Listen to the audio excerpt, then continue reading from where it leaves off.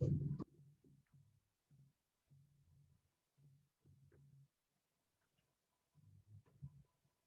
Good evening, ladies and gentlemen. This is tonight's Board of Selectmen meeting for September 21st, 2020. We'll start by pledge. I pledge allegiance to the flag of the United States of America and to the republic for which it stands, one nation, under God, indivisible, with liberty and justice for all. We've accumulated a very busy agenda tonight. We start the evening off with two public hearings at both 7 and 7:10. So I will read, in accordance with Bellingham Code of Bylaws, the Board of Selectmen will hold a public hearing on Monday, September 21st, 2020 at 7 p.m. on the application of J. White Automotive LLC for the transfer of the Class 2 used car dealer's license from Bellamoto LLC, DBA Bellingham Motor Sales. Premises located at 75 Mechanic Street. Public hearing will be held in an online virtual room via Zoom technology. The link can be found on the town's website, bellinghamma.org, under the virtual public meeting tab. Good evening. Do we have someone for the applicant? Here I am, Shirley Warren. All right. Welcome. Thank you for joining us. Thank you for hearing the meeting. All right. If you could just give us some detail as far as the transfer. Sure. So we're scheduled to close on the property at 75 Mechanic Street in Bellingham to do our automotive repair and restoration business. And our sales are really ancillary to what we do. We don't sell a lot of cars, but it is a little bit scary moving from Route 9 in Framingham to Route 140 in Bellingham. And I'd like to keep the option of selling a few cars open. I think that it might help us in the transition from 17,000 square feet to 6,500. Okay. Do we have questions from the board? Any idea how many cars you're thinking you're going to want to be selling? Is there like 20, 10, 50? 20 a year, if that. The type of cars that we sell are modern classic and vintage cars. They're very special. Kelly, what is the current license have, you know? 40. So I put a copy of it in there. Originally it was 20. They just changed it last year. So he now can have 40 unregistered vehicles. I think 20 he has in the front. And we said we could keep another 20 in the back for when cars were to sell, he could rotate, be ready. Like if I remember correctly, that's how we. Under your proposed hours of operation, you list 8 to 6 and Saturday by appointment. Would you like to set a similar time frame for operation, and then you can operate your business by appointment on Saturdays and be closed on Sundays? That's exactly what we'll be operating. And we don't really welcome the public to come look at cars for sale. It's really by appointment only. Otherwise, we become more like a historic museum. A lot of people want to see the cars. Fair enough. Kelly or Don, do you have any other questions? Okay. The question I had was, the primary business is repair, correct? Repair and refurbishment. So we specialize in Land Rover, and also we have quite a following in the Land Cruiser and vintage Jeep area. We do regular maintenance, but it really tends to be mostly our specialty. But if you have a Corolla and you need brakes, we'll help you. Okay. And Kelly, Mr. Chairman, if I may. Mr. Spencer? Yes. So just looking back, so you guys have been in business in Framingham since 2007, is that correct? Yes. All right. So you're downsizing. You're leaving the Framingham location. Right. So the building we're in is very big for us. We kind of ended up there by accident, and it's Okay. for sale. So this is going to be our forever home. All right. Nope. I just obviously you've got a track record. You've had a business for the last 13 years. I welcome you to the town. Jim, any constraints on the property? No constraints on the property other than what you had permitted previously. I know I've spoken with Shirley a number of times. She actually reached out to my office maybe about a year ago, looking at another location. And so Tim and I did look into the business somewhat, and there was no problems over in the Framingham area that we're aware of. And Hillary was covered with taxes and everything from the previous owner. Okay. It's a public hearing. Seeing or hearing nothing else from our board members, is there anyone who's zoomed in that would like to comment? Hearing none, I'll accept the motion to close the public hearing. So moved. First and seconded, Mr. Martinez, Ms. McNulty. Any discussion from the board? Entertain a motion to transfer the license. Second? Are we transferring the license as is? As is with the hours requested, 8 to 6, 6 days a week, closed on Sunday. All right. All those. Should we entertain a motion or vote on the closing of the public hearing? We did. We How did voted you No, on we it. got the motion. We didn't vote. Did we vote on it? Oh, Yes, we did. Yeah. We voted on it? I heard it first. Okay. Well, I could be All wrong. those in favor? I apologize. Aye. I'm just trying to keep up. I apologize. We were laughing at you, Cindy, too, when you did this. Okay. All those in favor of transferring the license, say aye. Aye. Opposed? Aye. Thank you, Mr. Spencer, delayed. 5-0. Congratulations and welcome to Bellingham. Thank you. I look forward to being in town. I've got my license and I just survived my first Zoom meeting. Woo! Thank you all. Thank Thank you. Very good. We have 3 or 4 minutes before our next public hearing. Would anyone like to jump to the 8:30 items, the bid awards, and the vote on the minutes?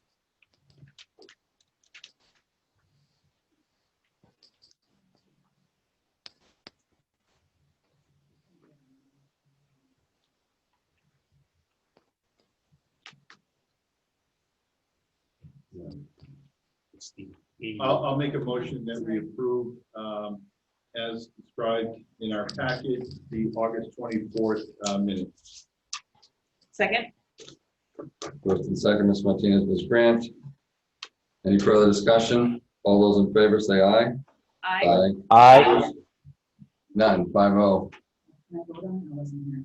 Yeah, you can. Do you want me to do the contract? Sure, you want to do the traffic one? I move that contract 2020-PM 2020 annual bid for traffic marking be awarded to the low bidder K5 Corporation of Rockland, Mass. For a total cost of $65,676. Did I read that right? Yes. 60%? Second. Thank you, Mr. Spencer. Appreciate that. All those in favor? Aye. Opposed? Aye. None. 5-0. All right, what else can we bang out? What about the COA appointment? Yep. You want me to do that one? Sure. So I make a motion to appoint Glenna Laverdian. Laverdiere to the Council on Aging, unexpired term, and she is filling a term. She's replacing Michael Belville, who moved. Second.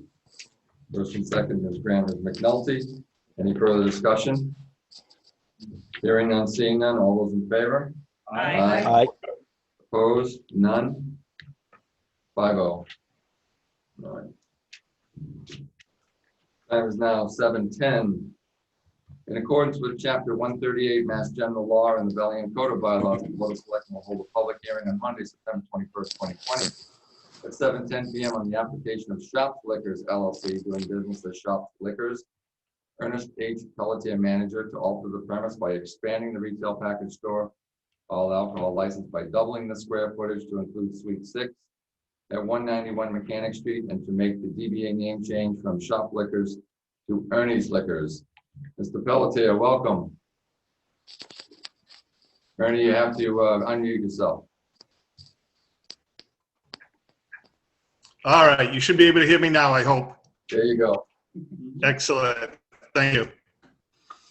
Yes, so really quick, basically your board had previously approved the license for Unit 6A. In that intervening time, we were set and ready to go. And I actually had coolers ready and everything, and then COVID hit us. A lot of things got put on hold. The manufacturer was no longer producing new items, so we lost a number of months due to that.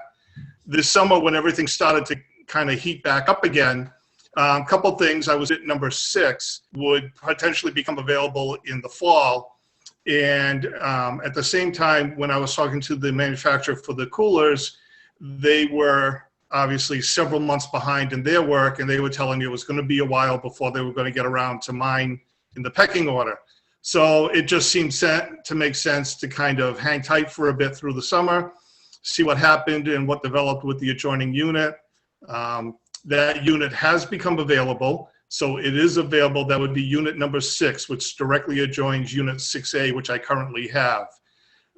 If you folks approve the expansion, we would double in size from approximately 1,700 square feet to about 3,400.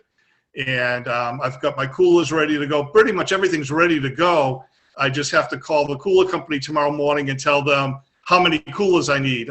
If it's basically now a half order or my full order, and we'll be ready to rock and roll and get opened, by the end of October from what they're telling me on the deliveries. It's a good thing you don't have to change the signage on the front of your building, though. Absolutely not. We're good to go and ready for that, presuming that the name's okay. That one was my wife who said Shops Liquors doesn't mean anything. Nobody knows what that is. And you might as well throw your name up there since everybody knows who you are. So we're going in that direction. So you don't want the board to force you to change it to Pelletier Liquors. I would prefer not. I think too many of my brothers would think they could come in and freeload. Okay.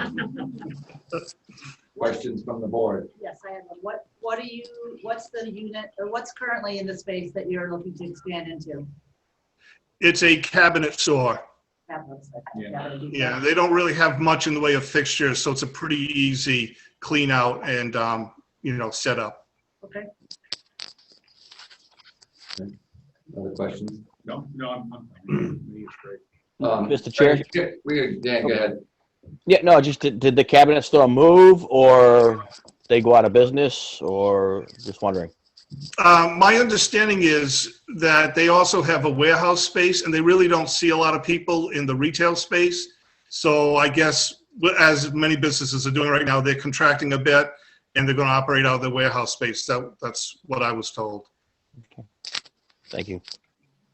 I guess I state this less for Mr. Pelletier, but for the board itself. Officer Gosling has taken over the inspections in town, and there was some discussion as to whether similar to like DJ's does now, where all licenses would have to be reviewed more from a policy going forward. Typically, when we have a violation, we force that vendor, but where this is a new establishment, whether that technology is appropriate to be added as part of the issuance of the license.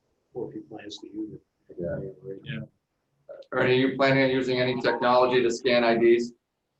Oh, yes, absolutely. The point of sale system that I've been looking at is actually in use by liquor stores already. It's designed specifically for that purpose. And they have a feature that you would have to either scan or enter information to make sure you had a person of valid legal age to complete the purchase. So that's something that I'm definitely working on. I'm concerned about that as well. And actually, when I talked to the ABCC, they made a point of reminding me that Dean College is just a few miles from Bellingham. So, of course, we're going to take that very seriously. So will you agree as part of this transfer that you'll institute that technology? Yes, agreed, yes. Right. We'll entertain a motion from the board then. Sorry, any other questions? Mr. Spencer, anything? Just as I was opposed to granting this liquor license previously, I will be voting no against the expansion as well. Okay, fair enough. Anyone else who's tuned in from the public, as this is a public hearing? Seeing and hearing none, I'll entertain a motion to close the public hearing. Second? First and seconded by Mr. Martinez and Ms. Grant. All those in favor? Aye. Opposed? None? No. Yeah, you're voting okay to close the public hearing, right? Oh, yes, well, yeah, we'll close it. Okay, Sorry. 5-0 on the close the public hearing. Yeah, no. I'll make a motion to approve the expansion of, well, Shops Liquors and change the name from Shops to Ernie's. The motion also includes Ernie's agreement to use the latest technology to Point of sale. point of sale to make sure that all identification is valid. And that the people part and the consumers are of legal drinking age to purchase alcohol. Do I have a second? Second? First and second. Any further discussion? All those in favor say aye. Aye. Opposed? No. 4-1. Congratulations, Ernie. Thank you, everyone. Well set. Take care. Thank you. Okay. Next up on the agenda is Mr. Morano, and I don't know if he's in. Yep. Mr. Morano, welcome. Hi, thank you. I also have Mr. Reed is here and Mrs. Robello. Fantastic. Would you like to just provide, I'm familiar with what you're going to cover, but for the board and anyone tuned in the public, what we're looking to do? So we're looking to create a kind of a reserve special ed account for the school district to utilize in times when we may have a student who move into the district and we don't have current funds available to provide out of district placement. This would be a fund that we could utilize to maybe bridge that gap if it was to happen. It would be funded by several different ways. One probably most likely is if we had additional funds at the end of the year, we would be able to put some of those funds into this account. Okay. Questions on the board, or if like Mr. Reed or Ms. Rebella, do you want me to just jump in, or you want to add anything? No, I think first of all, I appreciate you acting on this so quickly or taking it up and for having us tonight too. It seems like it's an important tool to have available to us. As we discussed at our school committee meeting too, we see the value in it, but we recognize that it's not a magic bullet. You still have to be diligent and look for opportunities to put money in that account, just like any type of savings account. But if we can be diligent and use it appropriately, it seems like an important tool to have available to us, and we're certainly going to have to make good decisions and utilize it appropriately. So. For the Board of Selectmen's benefit, there is a cap on the special ed reserve fund of 2% of the school department's budget. So for roundness of terms, if their budget was $25 million, they would be capped at $500,000 in the account. They may opt in 1 year to add 50,000, they could add 500,000, but it is capped at the total of their budget at any point in time. And it is an extraordinary tool to use that's been made available to us by the legislature. So if there's no... It'll also require a school committee and Board of Selectmen vote to put funds in, and I believe, Joanne, to access those funds also? Correct. In order to utilize the funds, we would need the majority vote of both the school committee and the Board of Selectmen as well. And this is an item that will go to town meeting for final approval, correct? Yes, it goes to town meeting to set the account, but to utilize the funds, it would be Correct. School committee and Board of Selectmen. Right. Okay. Mr. Chairman? You all set, Mr. Spencer? Yeah, no, so all we're voting on tonight is to establish this fund. We're not Correct. establishing a funding mechanism. We're not establishing how much is going in. It's just that we have an account set up. That's all we're doing right now. But, Yep. If I might, Mr. Chairman, too, the trick of it is finding money to put in it, frankly. So, it's a great idea to have it. It's just, each year it's not, and just like other departments in town, right? It's not that there are big piles of excess going on, right? And so it's, being diligent, utilizing it. And it's an opportunity where money can stay there and carry over from year to year. So we can try to build it up, because the costs of special education wildly fluctuate. And sometimes we have, surprises that happen when families move in or move out of the district that can create large pockets of expense with immediate need. And so it would be a great way that if we could find the way to fund it a little at a time, to have that nest egg set aside for that reason, if possible. So, Mrs. Rebel, did you have something maybe to add to that, or? Oh, you just summed that up very well. Yes, you did. Okay, so the school committee at their last week's meeting advanced the process to us. We advanced it to town meeting. And as they indicated, the spending will be by both boards. So with that in mind, I make a motion to accept Mass General Laws, Chapter 40, Section 13E, to establish a special education reserve fund. And I'll be looking for a second for that. Second. Because of the delay, Mr. You can Spencer. give it to Daniel. All those in That's all favor? right. I know he's. I tried to second it before you finish your sentence. We'll give that to Mr. Spencer for the sake of the I'm minutes. okay. All those in favor, say aye. Aye. Opposed? Aye. None. So the question is, this is just, the vote was really just so we could go to town meeting. Correct. That's all. Yeah, and then the spending later on. will- Yeah, exactly. I understand that. Okay. Very good. Thank you all for joining our Thank meeting. you. Thank you very much. Thanks, Thanks. everyone. Bye-bye. All right. Next up, we have Ms. Cheryl Hanley from the Assessment Office for the adoption of a cost of living adjustment for personal exemptions.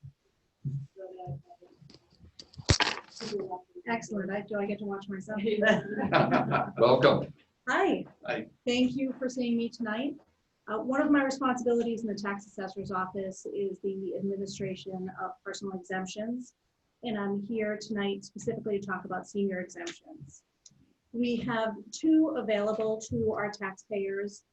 17D is one clause, 41C is the second. To very briefly summarize, taxpayers 65 and older whose income and assets fall beneath statutory guidelines can get an exemption of $500 off of their annual tax bill, their real estate tax bills every year. If seniors' income exceeds the limit, but the assets are still underneath, they can qualify for a lesser $175 benefit.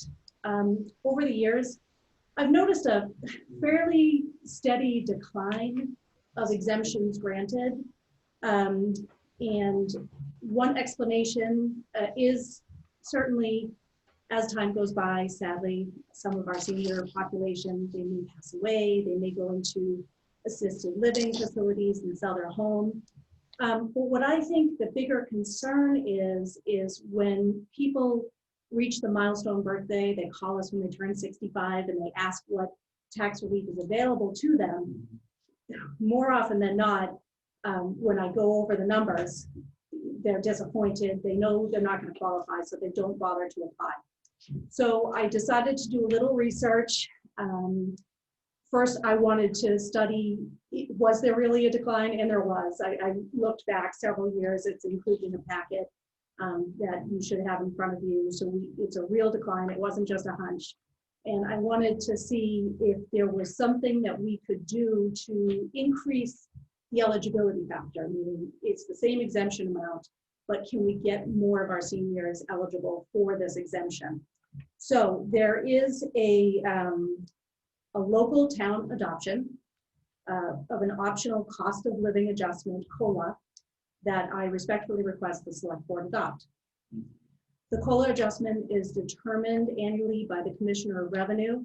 The last 5 years, it's averaged about a 2.04% increase every year, and I feel this adjustment would put this more in reach for more of our seniors. I don't expect a huge increase of exemptions. I think it will be modest, but the goal would be to halt the decline that we've seen over the years. So I don't want to talk too much. I gave you a lot of information. Tell me what questions you have. Did a lot of research, very impressive. I did, thank you. The question I have is just fundamental. When determining the assets for these seniors, so they're looking at their income, they're looking at their bank accounts, are you looking at home equity, or what's taken into account for their assets? Because Their home isn't liquid. Is it liquid assets? Their domicile is not included in the asset litmus test. If they owned additional property, if they had a vacation home, they're never going to qualify. Right. Because that's going to put them Of over the course. limits. Makes But the value of their motor vehicle, so I think of this, the asset limitations has not changed in 2 decades, but think about the increase in value of vehicles Yeah, over the exactly. years. Exactly. So vehicles, any vested retirement accounts, 401ks, IRAs, those are considered assets. Mhm. You know, anything in savings, money market account, Sure. et cetera. So anything outside their primary domicile. And they complete a form and list all their assets, and you have to verify their assets. So a lot of work on our end goes into making sure that they do qualify, correct? We do, absolutely. And it is a policy of our Board of Assessors that the seniors provide supporting documentation to prove that what they write down is accurate. And we do verify it. We have a nice organized system. So it's not overly tedious to our office, but we absolutely verify the information.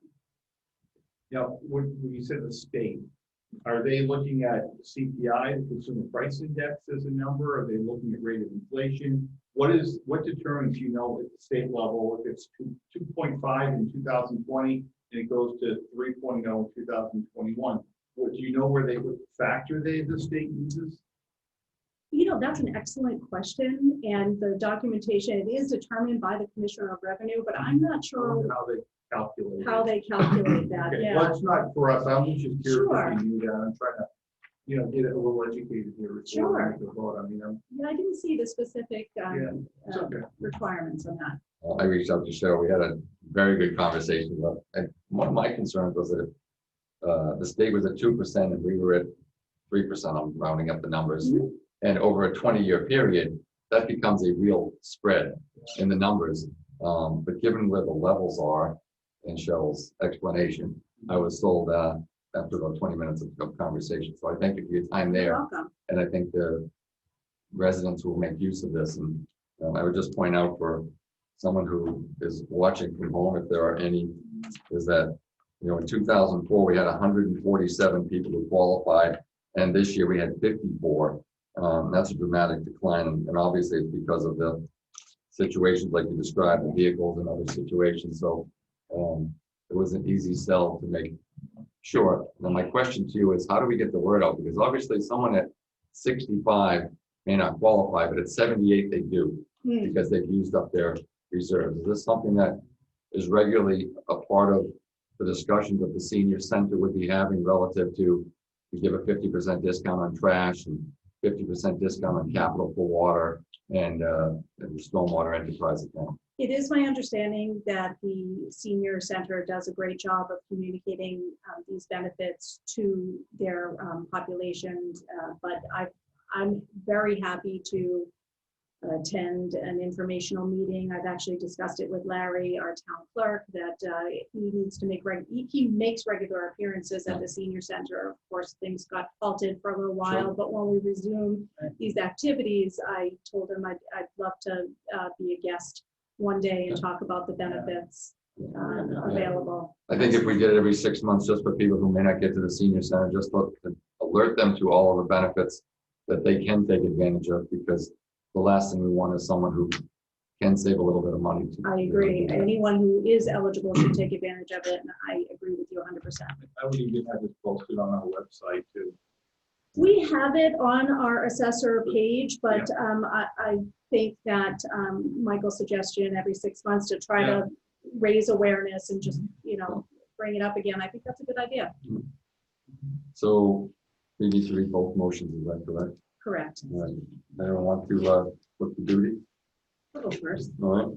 I move that the town accept general laws, chapter 59, section 5, clause 17E, which authorizes an annual increase in the asset, whole estate limit for exemptions granted to senior citizens, surviving spouses, and surviving minors under general laws, chapter 59, section 5, clause 17B, by the percentage increase in the U.S. Department of Labor, Bureau of Labor Statistics, Consumer Price Index, There it is. That's an answer. That's my CPI was. For the previous year is determined by the Commissioners of Revenue to be effective for exemptions granted for any fiscal year beginning on or after July 1st, 2021. Second? We have a first and a second. Any discussion? All those in favor say aye. Aye. Opposed? None. 5-0. None. Who wants to make? I'll take it. Move that the town accept general laws, chapter 59, section 5, clause 41D, which authorizes an annual increase in income, gross receipts, and asset, full estate, limits for exemptions granted to senior citizens under general laws, chapter 59, section 5, clause 41C, by the percentage increase in the U.S. Department of Labor, Bureau of Labor Statistics, Consumer Price Index for the previous year, as determined by the Commissioner of Revenue, be effective for exemptions granted for any fiscal year beginning on or after July 1, 2021. Second? First and seconded. One question on that, maybe Mary or Cheryl. Who from Bellingham validates the numbers that get put forward with this? There is an IGR released every year by the Department of Revenue that sets the percentage, and they notify us, and we'll implement it in our office. Okay, very good. All those in favor say aye. Aye. Aye. None. 5-0. Fantastic job, Cheryl. Thank you. Well done. you. Very well done. All right, moving right along. We are ahead of schedule. Look at this. Next up is Merritt Homes LLC, Autumn Hill LLC, Tim Jones repayment agreement. Good evening. Good evening. You could introduce yourself for the record or anyone tuned in. Sure will. My name is Attorney John Hickey. I represent Timothy Jones, who is the manager of 53-55 Autumn Hill LLC. And your goal tonight, if you would like to give a summary overview on that, because you can see the agreement and. I have packages of information. I don't know if you were previously provided anything. I believe the original, the updated development agreement is the only thing that would matter from them to be. Okay. I do have prior records of the town that I can share with you, but you can let me know if you need to see them. Sure. It goes back about 20 years now, and in fact, almost 20 years. You have copies of all. Yeah. Okay. So back in October 26, 2000, the town, it was a permit decision for High Ridge Estates. The property owner was High Ridge Properties LLC, and that was approval that included a clause in the decision, clause 4.L, I believe, on page 6 of that permit decision, that required the developer to pay $250,000 to the town, to the school committee in particular. That particular developer did develop the land and paid $103,000 to the town so many years ago. Unfortunately, there was a foreclosure, and that developer lost title to the balance of the development, and about 12.5 acres that were remaining. Merritt Homes LLC took title from Middlesex Savings Bank, and thereafter formed an agreement with the town, signed an agreement with the town, dated September 7th, 2016, where they would pick up the payments and be responsible for the payment balance of $147,000. And can you repeat who was that again? Both three things? Merritt Homes LLC. Yeah. I don't believe they still exist. Unfortunately, they did not make any payments to the town, and then sold the property to the current owner of the LLC that I represent, 5355 Autumn Hill LLC. On July 16th, 2019, my client took title and believed he took title subject to the agreement with the town, and still believes that.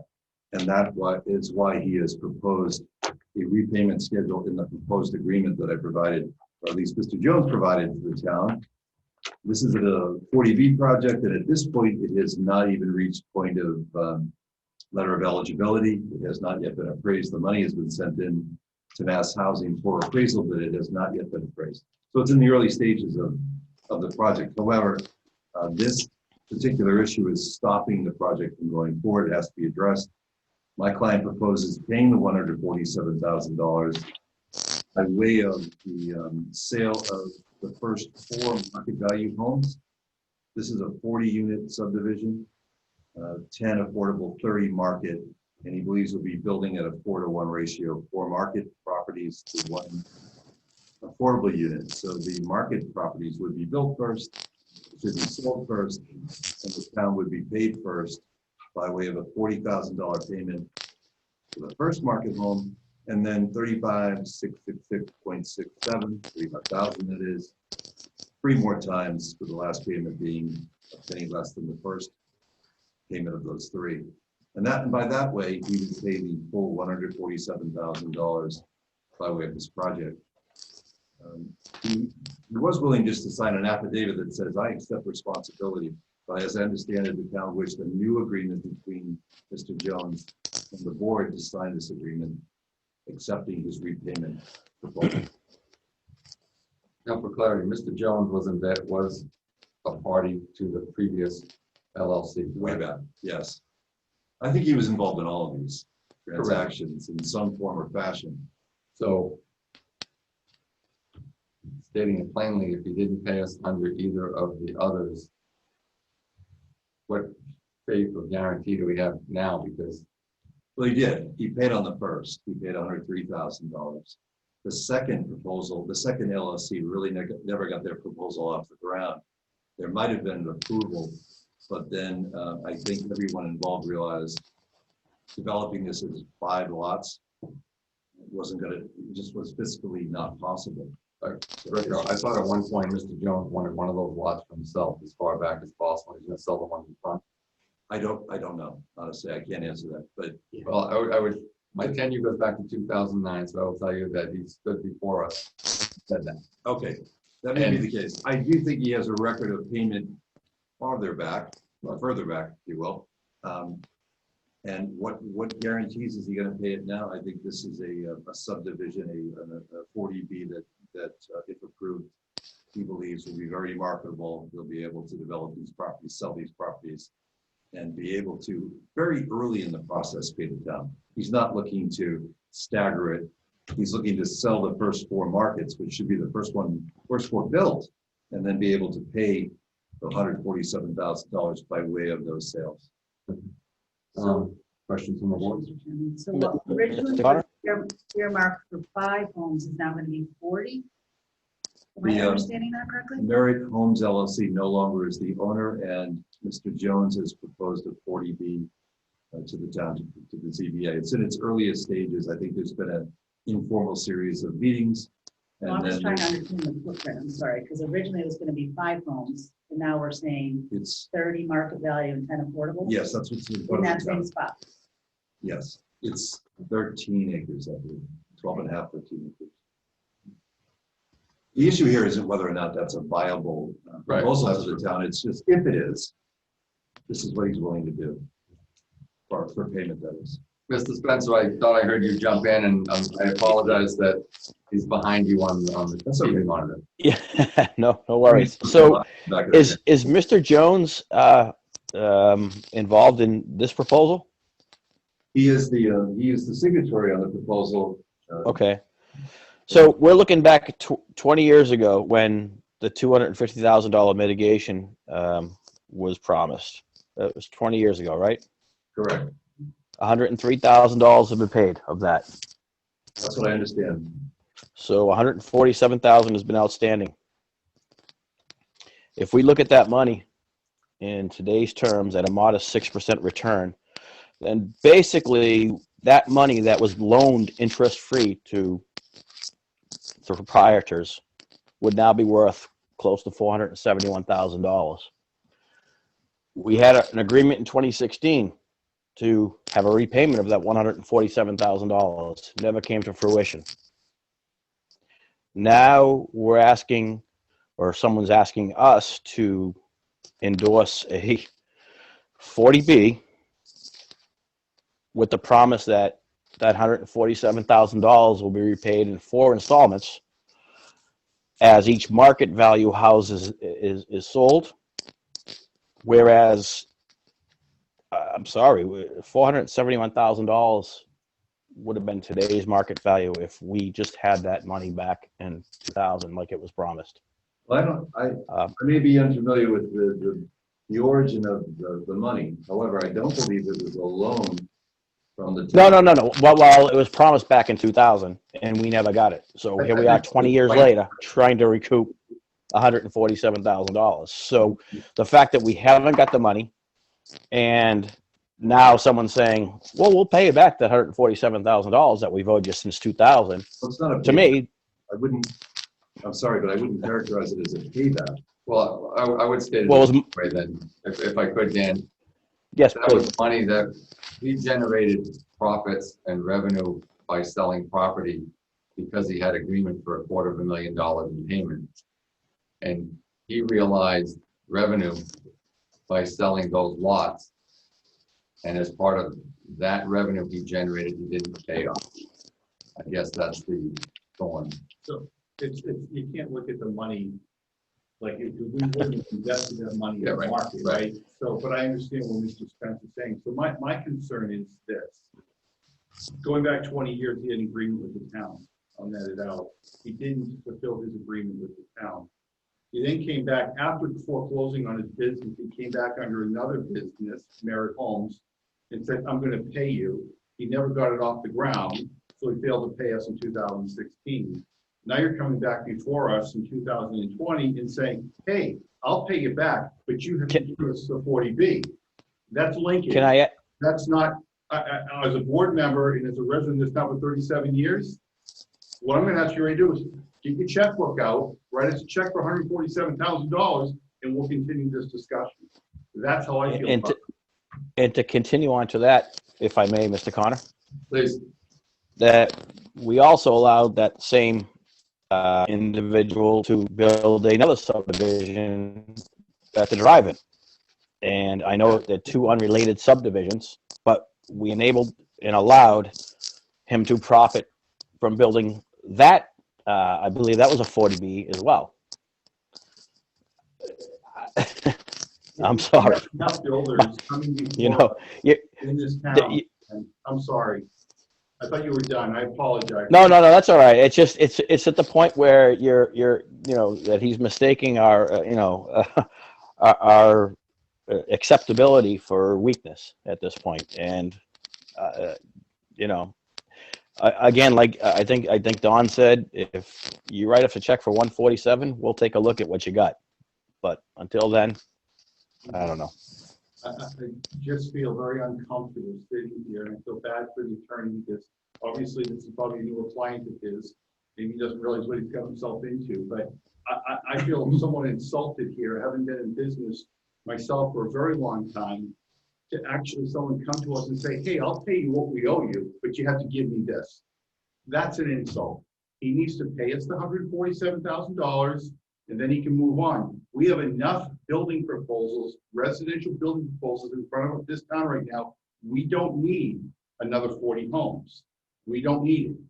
Let him know that. We do not need it. We have enough on the books. It would be nice to have to finish that project. We don't need it. What we want is $147,000. I think that you would have to look back at the original agreement that calls for $50,000 increments for the 20th, 30th, 45th, 65th, and 85th lot. I have no idea whether or not all 85 were built out. I suspect they might have been. Yeah, And they were. I don't know what mechanism was in place to make sure when that 85th building permit issued that the town got paid. I don't know what happened back then, and I understand that the town is looking at this with a slanted eye, saying, "Hey, this is the third time." I get that. But and there is linkage, of course, not so much to approval, but linkage for this gentleman to say, I don't have the $147,000, but I will. And we're certainly not in front of this board speaking about the 40B. I don't know anything about that 40B, only to see whether or not we can come up with an agreement that the town finally gets the payment that it believed it would 20 years ago. So if you want me to go back to Mr. Jones and tell him that he's going to have a hard time getting his 40B project off the ground unless he pays the 147 or post it, maybe. I don't know if you want it. I think just like, not to summarize the situation, but I think you heard the appetite of the board. I did, very clear. But I would also point out that if he tries to do anything with those lots to sell it, we have liens on them. So he can't do anything with it until he pays it. Which liens are these? Figuratively lanes, I mean, From this? yes. Yes, I understand. Yeah, I understand that. Right. Okay, well, I'll speak to him. He couldn't be here tonight, just so you know, he had a death in his family. That's why he's not present. Yeah, so I took the meeting instead of him. You know what? It's Business. just business. I'm used to it. Yeah. All The right. most common thing I hear as an attorney is, I hope I never see you again. Well, we hope we see you again, but with better news. I don't believe it. Fair enough. I'm kidding. I'm kidding. Thank you all. Thank you very much. Have a good night.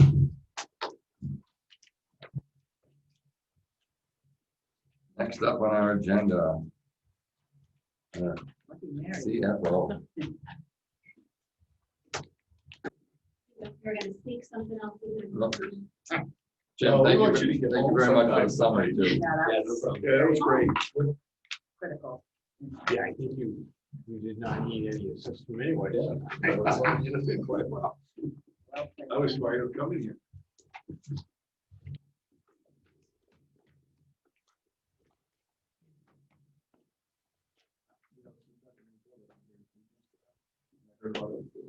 And that's what really. Well, in the grand scheme of things, we signed that agreement and then he went and he did the drive-in. And there was the perception, belief that some of the revenue from that was going to take care of one because he was moving down the line. So what I don't understand, going back, and I know this is Mary's time, but what was the mechanism in place? We keep giving him building permits without collecting money. So why wasn't there some sort of mechanism in place? This is a learning for us going forward to do this. But there should have been some sort of, hey, you want a building permit? That permit costs you an additional $40,000. I don't know why that didn't happen. That's why Tim and I are here. So that really just went by the wayside because there wasn't someone. So every permit that we issue now, it goes into our spreadsheets and then goes up to Tim. So every time the planning board or the zoning board or whomever issues a permit and a decision, has all the conditions laid out and it goes up to the building office. So every time Tim pulls or is about to pull a building permit for whatever property, you'll see all the conditions of that subdivision or what have you. And then call down and say, hey, this is what's going on. And then we powwow and figure out what the next steps are. It's either me calling the developer or him saying, hey, no chance on this building permit until you do X, Y, and Z. Well, it's like any time you have even one of our industrial buildings going up, if they're problems with this, there's a checks and balances in there to make sure we're getting the things. I think one of the things relative to Jim's comment was that Tim had indicated he wanted the final wall. And all of the houses in front of it were going to be tied to those building permits. Yeah. And those were not going to be issued without making payments. So to your point, Yeah. no building permits have been issued on these, Yeah. hence we didn't have that to hold over. And comparatively, recently, with Hillary, everything that comes for us regarding license renewals, she now does checks with the finance office on taxes that are due. And to that point, we have also implemented the automated e-permitting system for our building permits. We're extending that capability to other departments. But inherent in that process is any applicant who the checks need to go over to the treasurer collector's office, as well as down to the Board of Selectmen's office to see if there are any amounts due, whether they're taxes or license renewal fees, and we've had some success with that in being able to make sure we enforce those collection procedures before we issue building permits or other permits. So is there anything legal that we can do today to go after and start collecting on that 147? It was actually done. It was a negotiation with our attorneys and we actually had a lien on that property for 13 acres. Initially, the 13 acres was going to be one homestead. Right. And it evolved from there. But we had a lien on it. It was a series of agreements, negotiations that resulted in that 5-lot subdivision. The variance granted by the zoning board, which now is expired, so that's gone away. The 5-lot subdivision and the payment back to the town. So that was in play. I think it's something we need to go back and take. We should put a lien on that. We should. Mr. Chairman, I do see Sorry, Dan, 1 second. Yep. Lily Holden online. I know I've had a lot of good conversation with Lily. It's somewhat related to this conversation. I don't know, Lily, do you wanna speak to the board? Oh, you're muted. She's actually a resident of Taft Estates who actually has come to my office from time to time discussing the current state of Taft Estates and wanted to just make a comment. Oh, I know where you're from. She's still muted. She's on mute. There you go. There you go. Hi, Jim. Hi, Lily. Yeah, you're live with the board now. Everybody. No, we were concerned because on the Taft Estates property, nothing has been completed as well. Our detention pond is overgrown and there's no fencing around it. Our streets have not been completed. There's no tree plantings, no berms, so we're kind of in limbo. Plus, he still has 2 lots that are not built yet that are market value homes, that he can build those and get some money to pay towards that 147 or 400,000, as Dan pointed out, that is owed to him. Yeah, that's good. So do we have any bonds or holdbacks that were applied to Taft?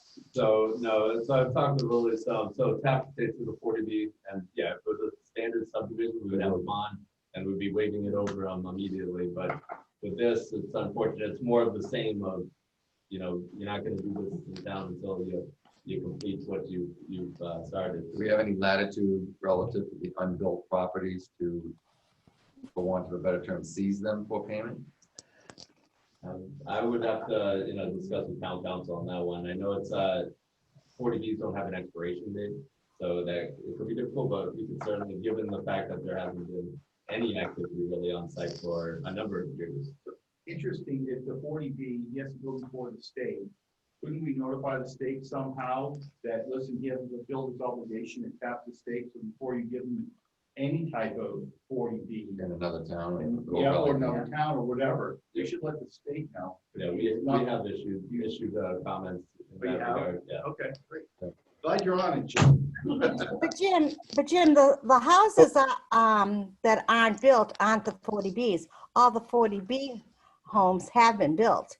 Yeah, understood. There's no more affordables remaining. Right. The 40B, unfortunately, is the encompasses the entirety of the subdivision. Yeah. So is 2 there anything? things, Okay. if I may. Has the Taft Estate roads been accepted as town roads yet? No, because we're not compliant. He hasn't finished what he was supposed to do. And that's why we're upset. So that's why the retention ponds aren't getting properly maintained, obviously, then. Right. The other thing, this is like the Lee Iacocca model here. You got to keep giving me money so I can pay you back. Exactly. And if this guy never does business in this town again, I will sleep better at night, to be honest with you. I mean, he has been pushing this along and pushing it down the road. And again, that poor attorney who came into a hornet's nest. But I mean, this is ridiculous. So I think we need to take every avenue to recover our money and to make Taft Estates full as well. And whatever it takes at this point, any kind of legal venue we need to do it. And I believe he's not a resident of this town either, is he, Mr. Jones? No, he lives in Franklin. Don't say that. That gives Jim a bad name. I'm just kidding. But again, there's no vested interest in making this town better on his behalf, and he's clearly shown that he doesn't care. So, just my 2 cents. Mrs. Holden, I appreciate your dialogue with Jim, certainly, and Jim has the T's crossed and the I's dotted, so your interest is certainly known to the town. Thank you. Thank you. Thank you. So the 8 o'clock portion of our agenda included our CFO, and we will be ahead of schedule once again. until I jump in. Good evening, everybody. Thank you for having me. I think we've covered a number of financial related issues, and we're going to keep on going. I know we had the agenda listed a financial update, but while I have your attention, I'd like to just talk about a couple of things that are not necessarily number related, bring you up to speed, and then we can talk about a couple of items of interest with some numbers. First off, I'd like to thank you for adopting the SPED reserve and adding another tool to our financial toolkit as a community. I think it's really important that we have access to those types of things. So thank you very much, as well as adopting the COLA increases to the personal exemptions. I think that helps to modernize the tax relief that we're able to offer to our residents here in the community. So I thank you for doing that. My first announcement is I just want to make the board aware that we have a vacancy in our treasurer collector's position. Our treasurer collector had recently accepted a position with a community much closer to his home. And although we are sad to see him go, we wish him much success in his new position. And I just want to let you guys know that we have posted the job, and we are hoping to begin interviewing as quickly as possible. If all things go well, I'll be back before you very quickly to introduce you to hopefully our new treasurer collector. Our assessor, continuing in our finance office, our assessor continues to work very diligently through the new growth process.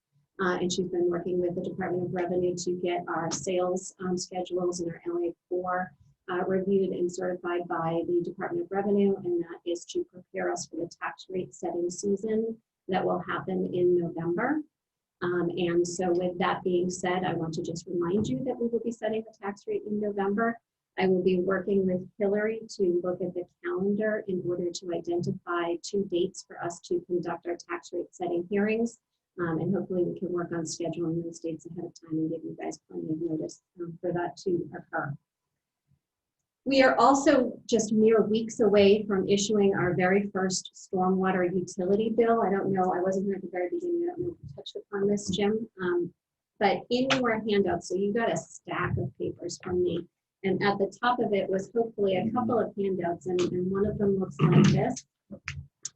This, I just want to give you guys a heads up that thank you to Mr. Kupfer and our stormwater. He's Mr. Zoom, he's Mr. Planner, and he's Mr. Stormwater educator for the town of Bellingham. He's worked diligently with a number of folks here to put together the insert that will go in the October water, sewer, trash, and now stormwater bill for all of our residents. We bill our utilities in cycles. So the first 3 months, October, November, and December, all of those bills will be receiving this insert as a 1-page, 2-sided insert explaining the stormwater utility charges. We're hoping that that answers a number of questions for our ratepayers, but we are gearing up and anticipating that we will see an influx of phone calls in our treasurer collector's office as well as our DPW office.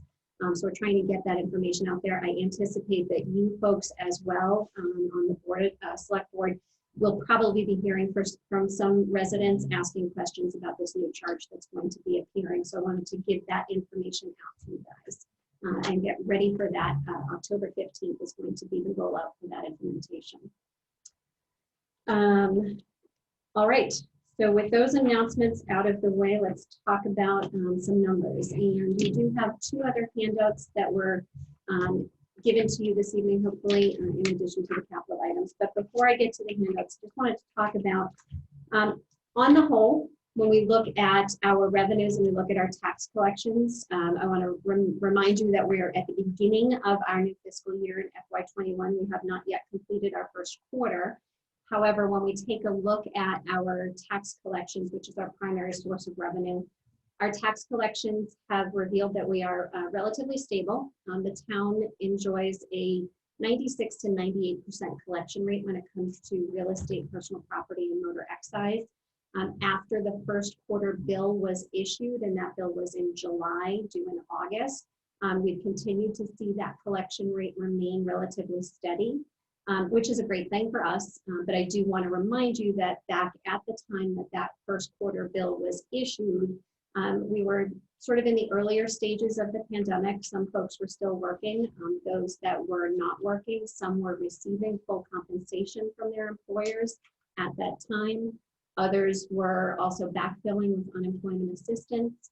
And more than half, about 55 to 56% of our residents also pay by escrow. So a large portion of folks had already set aside enough funding in their escrow account to cover that first quarter bill for FY21. So I think that really speaks to why we haven't seen a significant decline after the first quarter.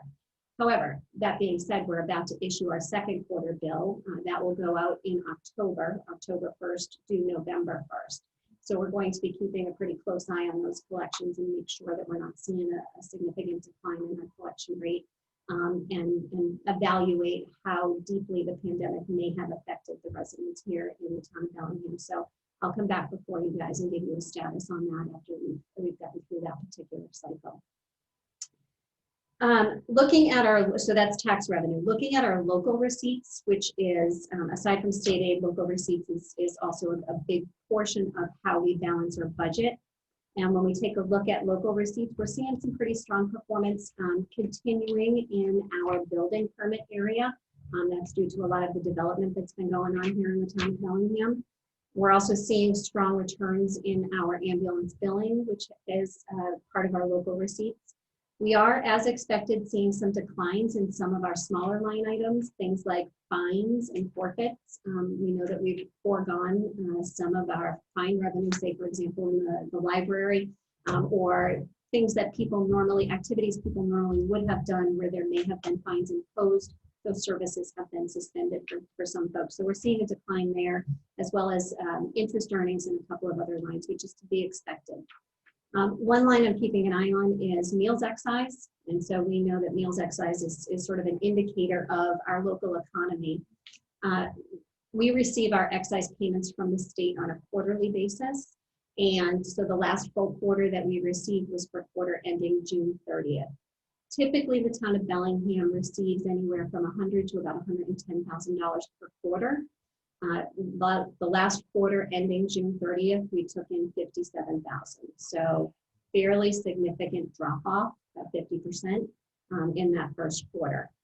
So we'll keep an eye on the next return that we get for quarter ending September 30th. We're hoping that with things like our small business grants that we've sort of stimulated a little bit more business. I know our restaurants work really hard to roll out and expand their outdoor dining.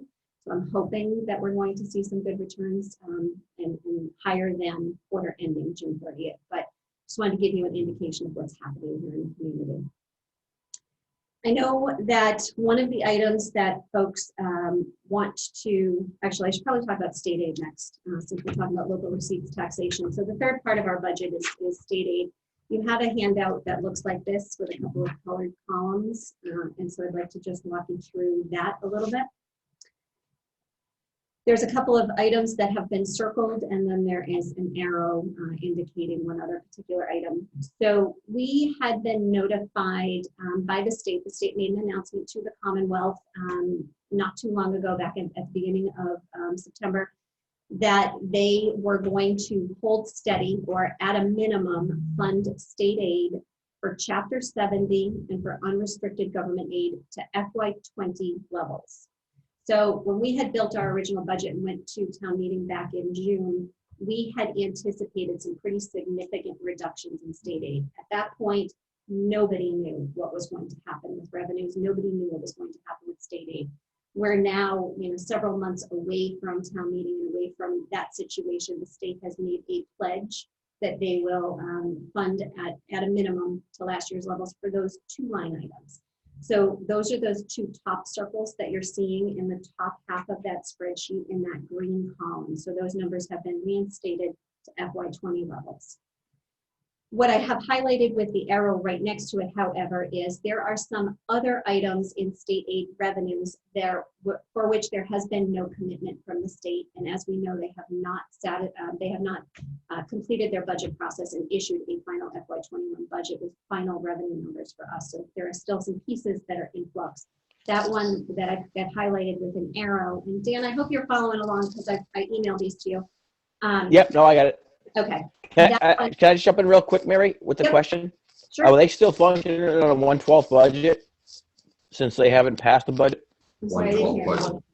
Yes, they are. Okay. That's how they are operating, yes. All right. So that line item right there, it's a $200,000 line item, about $190,000 for the charter tuition reimbursement. There has been no commitment yet made. So depending on what the state does, there may be some swings in that particular number that could have an impact on our bottom line. However, I want to draw your attention to the assessments. So that spreadsheet shows state aid revenues at the top and assessments at the bottom. Assessments are what the state withholds from our state aid for certain expenses that we are required to fund, for which we have no say in the matter. And there the state has recently, within the past couple of weeks, issued their final assessments for FY21. So what you're looking at in that green column is the assessments that were issued on September 10th. And you will see that there is a significant impact that continues, a trend that is continuing with our state aid in terms of the impact for school-related tuitions that we are paying for students to attend schools outside of the town of Bellingham. So you will see that the town spends almost $3 million of our state aid revenue to send students to schools outside of our district. So I know that there was a lot of conversation and some people got really excited when they heard back in July that the state was going to level fund Chapter 70 and level fund other unrestricted government aid. And that all sounded great at the time, except we knew that we were being cautiously optimistic because we had not gotten our final assessment numbers. So we have since received those, and you'll see that we have taken an additional $500,000 hit on those assessments with their most recent announcement. So our net state aid overall this year is anticipated to continue to decline over $500,000. Okay. Wish I had better news, but I don't, when it came to state aid, I don't think any of us were expecting great news. Can I ask a question, and Mary or Dennis or Jim? We got the Norfolk County assessment of $103,000 roughly, right? Is that what it was? I'm going back and forth the screens. Other than us contributing to the retirement fund of Norfolk County, what do we get for that assessment? It's certainly up for debate, Dan. We do take advantage of a few things, though. I'll say Don DiMartino does a good job of taking advantage of the engineering services and some survey services we get done, and of course Norfolk County mosquito control. We put a lot of requests in there, so I'm sure there are other things, but you know, I hear your point, and there have been others. Can we just take a look and say, why do we need to be part of? First of all, nobody knows we're part of Norfolk County, you know, especially the people in Quincy. And so do we need to be part of the county? My point, I don't know. I just, if we can spend that money better elsewhere, why can we withdraw from Norfolk County? Is that an option? I don't know. Yeah, just throwing it out there. Yeah, part of it, of course, pays for the court system and the probate and all the other ones. Yeah, but we're part of our courts we're part of Worcester County too. Well, that's, and our Senate district is Worcester, Norfolk. So we're on the. You also pay for that beautiful presidential golf course in Quincy. Me too. Yeah, I've never played. Just like I said, I just wanted to throw out there for food of thought, you know. Yep. Okay. Thank you, Dan. Again, those are those line items that we can't just remove from our budget. So I know. There might be a process. I understand. And that's the first part of some of those line items is Dennis has gotten an earful from me over the last couple of years. It's a little frustrating because, you know, where we have to make decisions locally and make cuts and absorb reductions, these types of things we have no control over. Right. And that becomes very problematic, and therefore we find ourselves having conversations like that. So, I apologize, there's a Mary. process that we can certainly explore. All right, so I'm going to move on. Next item that I'd like to talk with you guys about, I know there was some conversations and some folks were wondering about COVID and financially what's happening with COVID and where do we stand with COVID. So in your handout, in your packet, you have one last handout that we'll talk about. At the top, I always try to show the revenues, and then at the bottom, the expenditures and how those revenues are being utilized. So just to recap for everybody, Back earlier in the year, when the federal government allocated CARES relief funding down to the states, and Massachusetts received $2.6 billion in CARES relief funding, the state then allocated money to the individual communities. It averaged about $80 to $81 per person. It was based on population. So Bellingham's share of that CARES relief funding was $1.5 million, which you'll see at the top of your spreadsheet here. There were a couple of communities who bypassed that. I think you guys have heard about the city of Boston as well as Plymouth County, who did not fall into that same allocation distribution that other folks in the Commonwealth did. They decided to jump on a different train. But this is what we have been allocated. The way the program works is that funding is available for us to utilize, not to replace lost revenue, but to fund items that are related to COVID that were unanticipated. So we never anticipated having to invest in so much PPE or plexiglass or additional technology. So those are the types of things that those funds are being utilized for, as well as staffing and other labor costs. Those expenses right now need to be expenses incurred before the end of this year. So the program will run out in December 30th of 2020. And in addition to those direct CARES funds, the community, our town of Bellingham, has also been the recipient of some additional funding, which I have listed here for you. Some of them we've talked about. I know that Jim has brought forward his small business grant opportunity, the $30,000, which has already been administered. The CMRPC, which was a Board of Health grant early on in the process, we were the recipient of 2 rounds of funding for $10,500 each, which we have utilized with our public health nurse services. We took strong advantage of Esther's services, and they were paid for with that grant. The school also has access to some additional funding to help defray the cost of reopening the school district, as well as programs that took place over the summer and additional services that students are going to need. So I've got those listed out here, the ESSER grant, the school reopening grant, and a remote learning technology grant.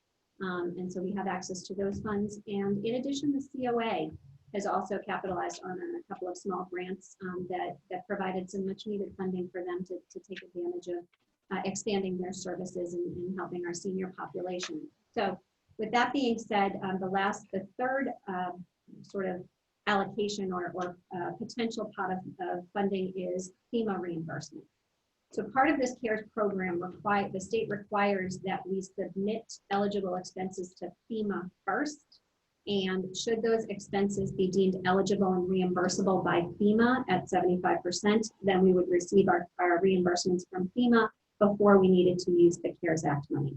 FEMA only reimburses 75% of eligible expenses, so the remaining 25% would be eligible to be reimbursed by the CARES funding. So there's a lot of moving parts. There's an awful lot of record keeping that is going on and needs to go on in order to comply with these programs.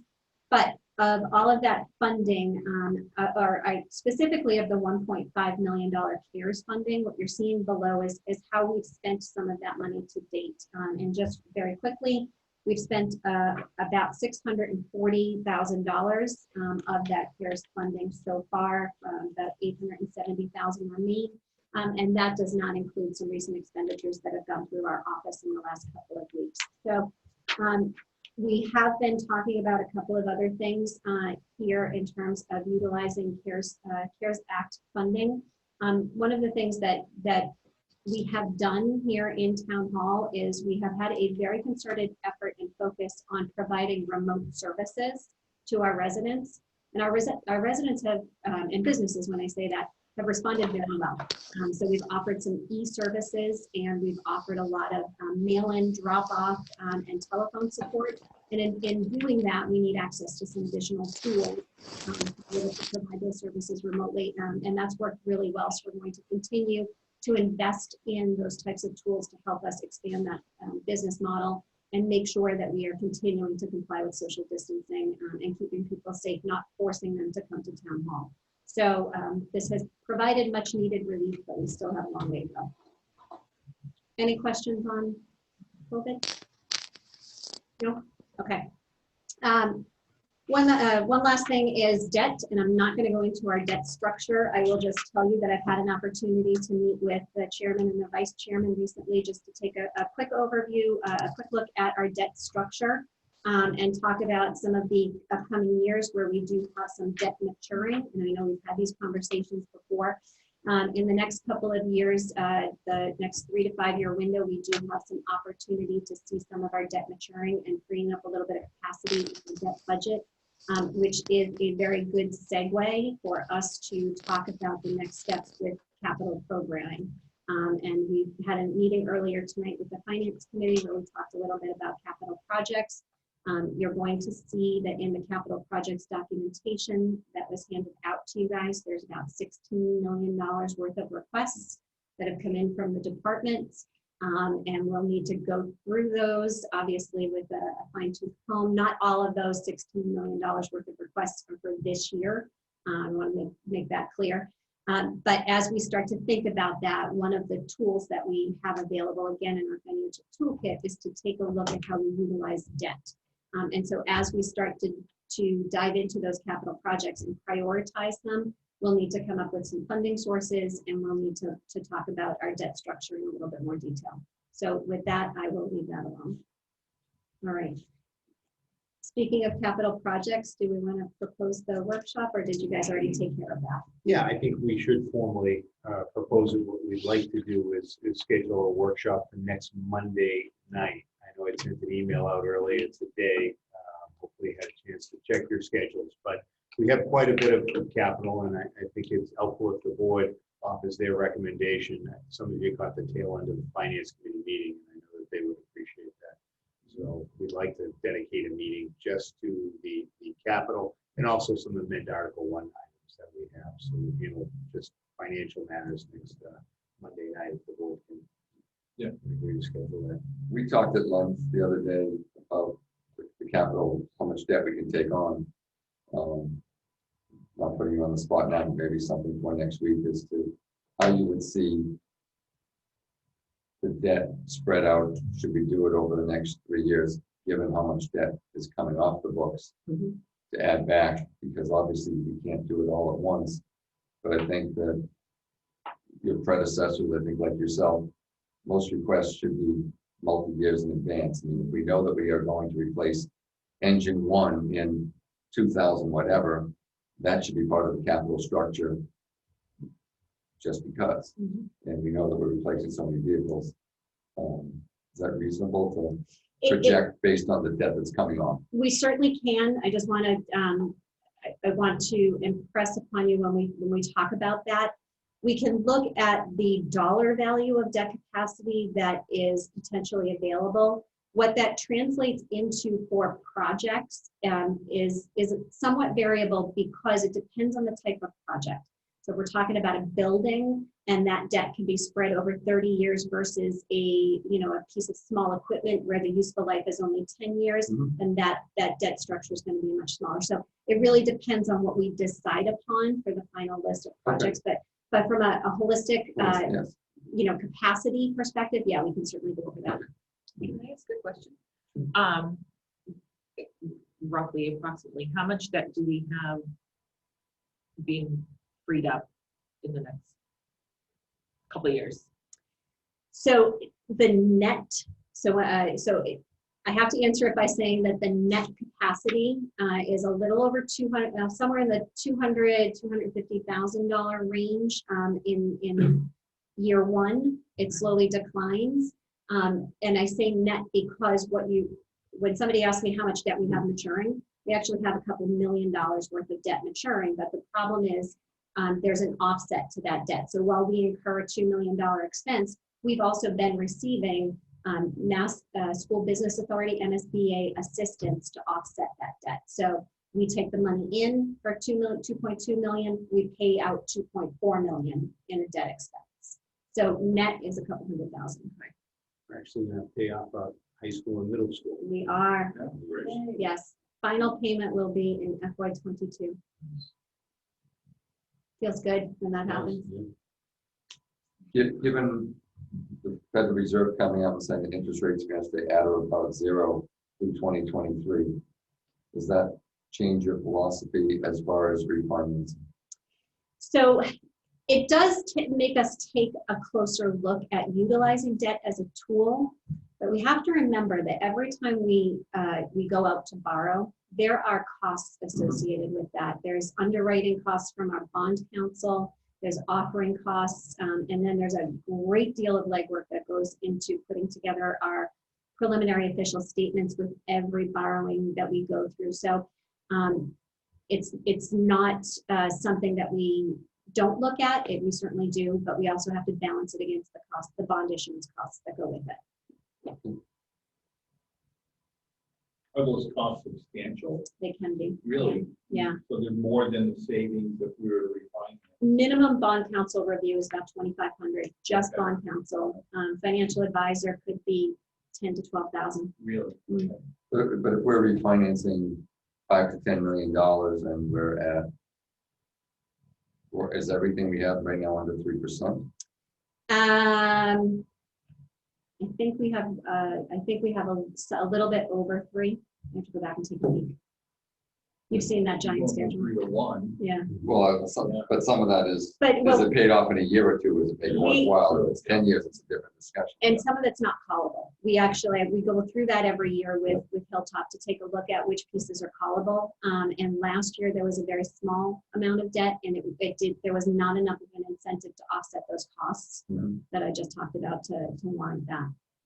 But we are going out to bond in the spring. We will be doing another bond issuance because we do right now have 2 pieces of temporary debt. We have the $5 million for the road improvements, and we have $655,000 for a fire pumper that has been issued as short-term debt for the last couple of years. We do need to permanently finance that because we're getting into a pay down period. So in the spring, we will be issuing debt, and at the same time, we'll be rolling in the town center construction project. So if we're thinking about capital, then I'd like to see if we can't time it such that we have one complete debt structure, whether it includes both short-term and long-term. At least we're only going through the exercise once, and we can go to market with one set of offerings. I can tell you to our financial advisor, they're looking at our debt all the time to see if there's an opportunity for us to save money. Yeah. They want to make money. You met Peter when he came in for that very reason. They're good, and they're certainly looking to take any opportunity that is out there for us to take advantage of because it makes them a good piece. I'm meeting with them at 10 o'clock on Thursday. If you're available and want to sit in, feel free. And just so that's in the minutes, our current bond rating is. Double. Right. Any other questions from the board? Mr. Spencer? No? Good to go? Thank you very much. Thank you. Thank you. Thanks, man. And what time on Monday? 7 o'clock. I think. Yeah. We'll have everybody here, or we got to zoom in half of it. I think With FinCom? well, No, CIC will be in-house. Okay. CIC At 6 decided to o'clock. come in person at at 6. 6. So we can have up to, I think we can have up to 16 in this room. We keep saying 14, but I Spread it think out. the number is 16. I'm sure there are only a handful of FinCom and CIC members. CIC is only It's just 3 of us. 3, including yourself. Yep. So even if 2 stay, we're still fine. And I think And Joe and Roland, Joe will want to stay. and Roland likely will. Yeah. Because FinCom's not meeting till the day after. We have our workshop. We covered most of the 8:30 items. I asked that the comment on Halloween be on the docket to simply quell social media. And I think the short answer is that we expect Halloween to occur under whatever guidelines people feel comfortable with. If you want to turn off your lights, if you want to wear masks, so be it. But there is no plan in Bellingham to not have Halloween. I use my street as an example. We have an awful lot of drop-off sometimes from other towns. And people need to use their best judgment, given the information we have today, correct, Mr. Yeah, correct. And constantly 3 weeks remind from us now, what we know then. the governor may come down and say, Yep. no Halloween. Yeah. But Be a town by town I situation. think that makes sense. If you're uncomfortable, you turn the light off at your doorstep. And I think a lot of people will If put the tables gov- out that people can get themselves. Yeah. Too. We can Just have a nice Halloween. One kid was buying this whole bucket to his bag. Hey, fine by me. I don't want it in my house, so you can take my bucket. Dan, did you have anything you wanted to add to that? Yeah, if the governor says no Halloween, then I guess we just get together and have kids protesting on October 31st. That's all. There you go. Town administrator. Just me. Just a few items. Maybe Jim can give us an update on the small business loan program.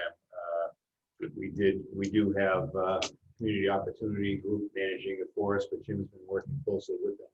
Yep, yeah, so we conducted a webinar last week for businesses that were interested.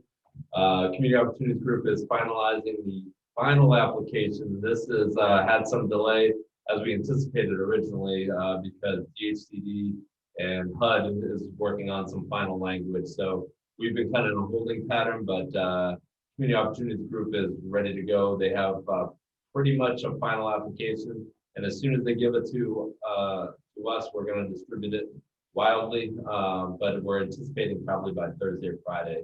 Okay. We Said get it widely, not wildly. Right? both. Well, Little update on town elections. Well, we should have Larry zoom in maybe our next meeting and talk a little bit about it. But obviously, we expect a good turnout. Larry estimated the cost. He told me today about $6.50 per vote. $6.50 per vote is what this past election cost, with all the early voting, the mail-in, the postage expenses, the number of course, if you saw this room was set up for early voting. I think we had 300 people come and vote early over the course of the entire week, including weekend.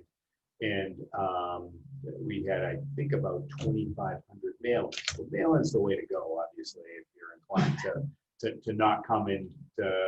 Personally, I like to go to on election day, go to the polling place, but I know some people don't want to do that. But we're going to have this room set up for 2 weeks, including weekends. So we'll have some downtime here as far as meetings go, because we'll have all the booths set up and the registrars here. So it's an expensive proposition. Fortunately, we do have the state coming in with some funds to assist with offsetting a lot of those costs.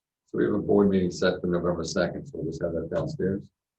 I don't know that we would. No, there's no early voting that night. No, right, we're It'll be done. done by that Saturday. That's the night before. Yeah.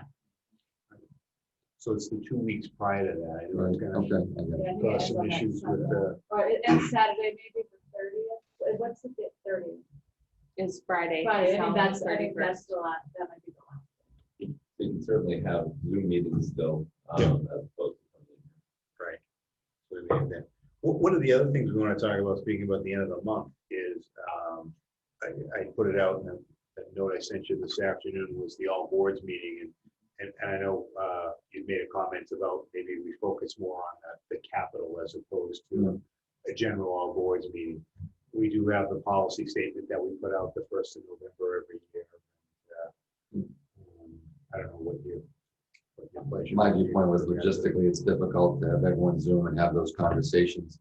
And given COVID, I think we focus on the major departments that are capital intensive, and we use our time effectively that way, unless it was interest of the board to have other people. We could always, if we come out of COVID, have something in the spring just to celebrate coming out of COVID and get everyone as like what their plans are for parks and things of that nature. But to do it going into the winter, I think we go well on the table.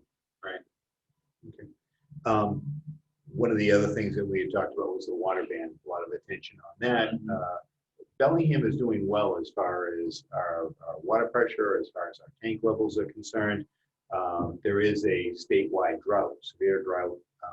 So DEP has indicated that they want all communities to comply with the I think it's called phase 2 drought limitations. And in Bellingham, that's watering on your trash day, handheld only. We did have an issue over the weekend. We had a power outage. We had wells go down. We had a treatment plant in South Bellingham was down for a considerable amount of time. So we did have a pressure issue this weekend. And some of you may have noticed that, particularly if you live Still at higher today. I'm still elevations. noticing it today, actually. Yeah. I was gonna ask you tonight. So is Yeah. it something that we just gotta, We're gonna take a recovering. couple of We're okay. recovering quite well this afternoon. And fortunately, the ban has been in place. So there's less usage already. But we didn't get down to panic mode, or Don would have put out a code red asking people essentially to limit their water usage. But that's what that was all about. We had and we had a fault in our systems as far as notifications go. So it went a little longer than it should have as far as the downtime goes. We do have generators and backups, and, but we were down. That treatment plant was down for a little longer than it should have been. It was interesting on Saturday, the intersection of Maple Street and Mechanic Street, and there was no lights.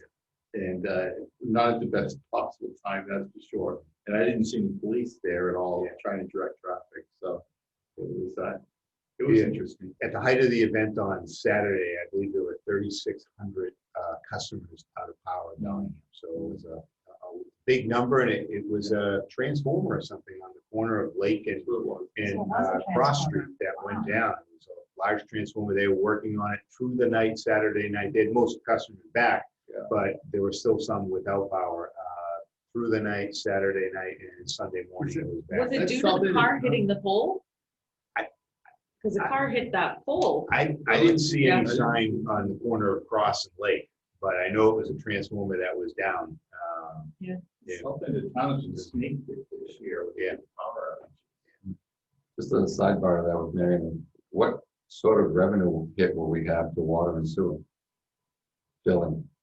What the water ban has a direct relation to. Consumption? Yeah. Yeah, Dawn hates water bans. Yeah, for that very reason.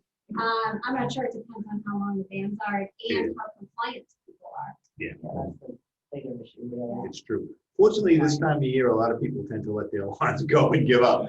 But You know, it's interesting though, when you say that it's statewide water ban. I was driving in, I've been going to Boston a couple of times recently, and the reservoirs on, on the Mass Pike there, usually you can really tell when we're in a really serious situation because the levels are way down. These levels are back almost to normal.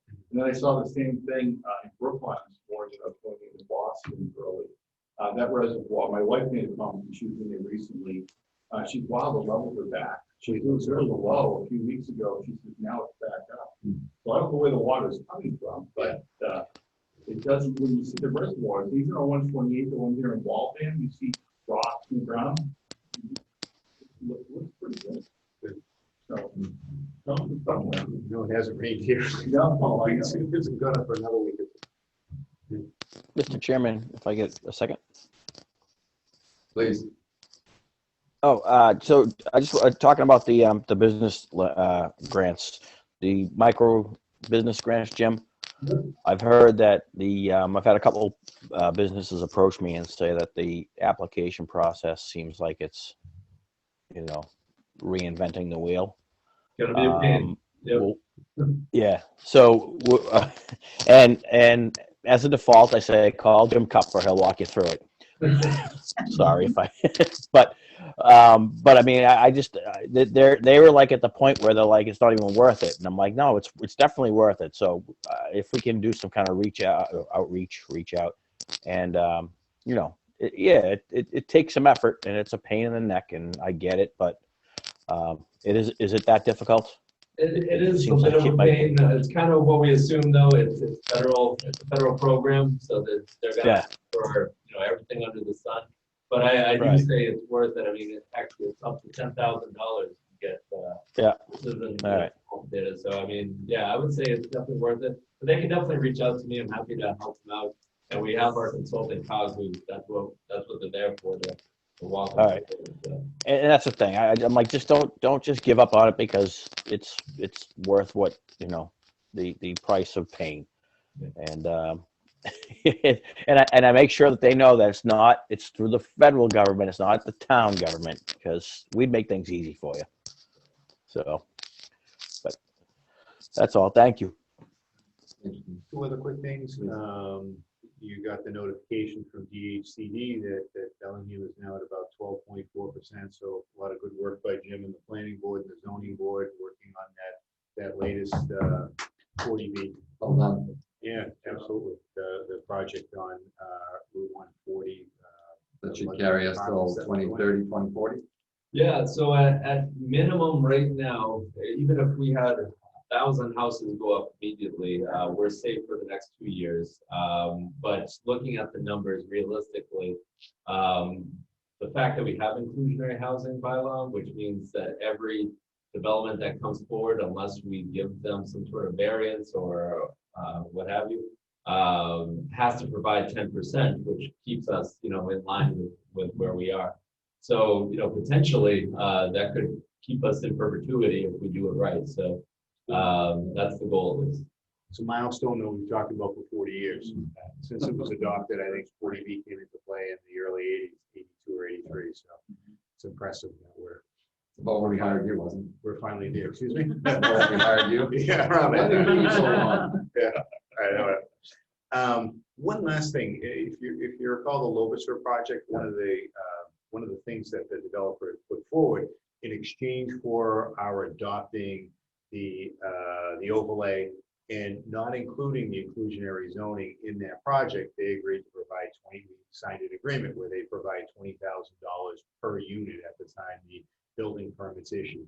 150, it was estimated to be about 150 units. Looks like it's going to be closer to or potentially closer. They're proposing, I think, mid-160s there.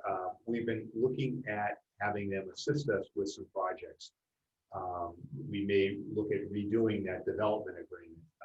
Things like taking down the dominoes, connecting the town sewer here to this building, which has been problematic since the building came in play, running at about 600 feet, I think is the number that we talked about to tie it in, which will cost all these items out. Don has cost them out, and we've gotten estimates on the dominoes as well. And also putting in a large basin for us, much like the one we put in over here, only larger behind the Walgreens on town property. So a lot of things which will help us with our MS4 compliance. So there's some good things that are happening with that project beyond just the connectivity and the down. I think it's called the downtown overlay zoning district. I think when the development is built, it will be a nice link with sidewalks to the downtown, to the town common, and on the other side to Maple Street for walking, et cetera. So I think it's really going to do a lot of what we've been talking about, trying to give pedestrians an opportunity to have places to walk safely in town. I think it's going to be a very desirable neighborhood. And I know the planning board has it again this month. We've had a couple of meetings with them, another meeting or two, or another session is scheduled in October. Yeah, early October, October 8th, I believe, is the next session. And we're getting going here. Yeah, we're getting into the details now. So I'm hoping maybe this winter, something. And the Conservation Commission has them the end of October. End of October, yes. And then they're starting to get going too. We're hoping to get them moving along. We have our peer review engineer now sifting through all the real drainage details and those sort of things.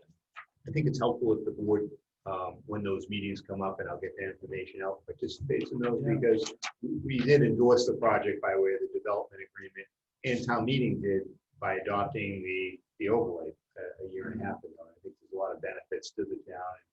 I think others need to know, boards need to know that it does have the backing of this board. 2 questions.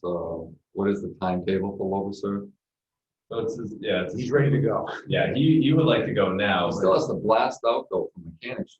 He won't do it till he gets approved. Yeah. There's a lot of site work. Phase 1 though, as of right now, is to fill that entirety of the road that goes from the ledge to behind town hall here. So he wants to do phase 1, that full stretch of road with all the homes that will front on that road first.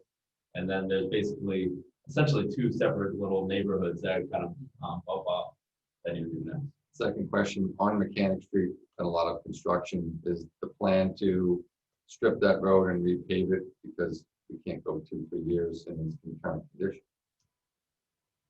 I do know it's a full, at least an overlay. I don't know the entirety of it, but it's an overlay from essentially where Mr. Ferragamo's where that is to essentially Antron, is that stretch. I believe there's actually, and I think Don has been talking to DOT about, there's a small missing link almost where Maple Street ended, Maple Street intersection, and that one ends that I think they were trying to get to overlay as well, just to kind of continue that along. Yeah, it's just a lot of, right now, it's, the surface is very bumpy.